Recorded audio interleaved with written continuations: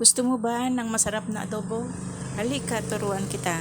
Ihanda mo lang yung karni ng baboy, patatas, saka carrots.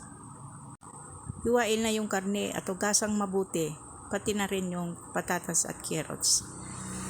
Ilagay sa kawali ang karne at pakuluan ito hanggang matuyo. At hintayin lumabas ang sarili niyang mantika. Ayan o. At kung nakukulangan ka sa mantika, ididagdagan mo. At kung nagustuhan mo naman ang video ito, paki-like and share. At huwag kalilimutang pindutin ang subscribe button. Ayan guys, lagay na natin yung bawang sa sibuyas. Hintayin mong lumabas yung aroma. Saka mo isunod na lagyan ng mga condiment.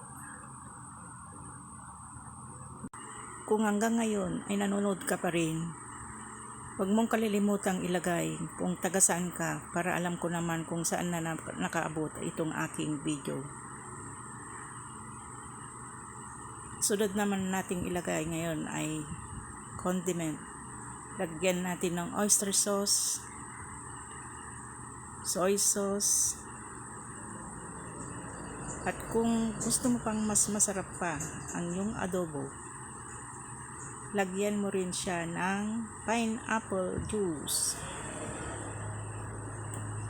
Paminta pa muna, tapos pineapple juice. Kung wala, di Sprite na lang. Kung walang Sprite, di Coke na lang. Kung wala pa rin, di wala. Ayan, ilagay mo na rin yung patatas sa carrots. Pa natin takpan para maluto hanggang maluto yung patatas sa carrots. Ayan guys.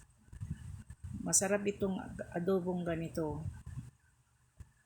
Lalo na kung may pagmamahal ang iyong pagluluto. Sana guys, huwag ka namang magsawang manood sa aking video. Sana may natutunan ka na naman sa aking video.